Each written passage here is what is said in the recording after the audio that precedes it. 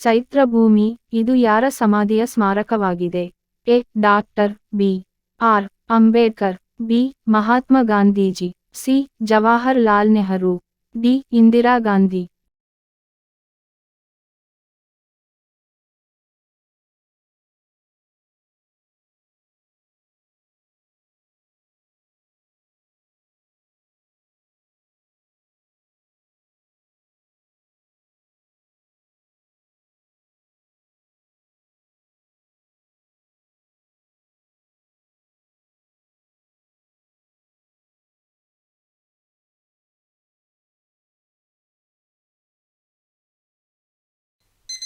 ಸರಿಯಾದ ಉತ್ತರ A. Doctor B. R. Ambedkar.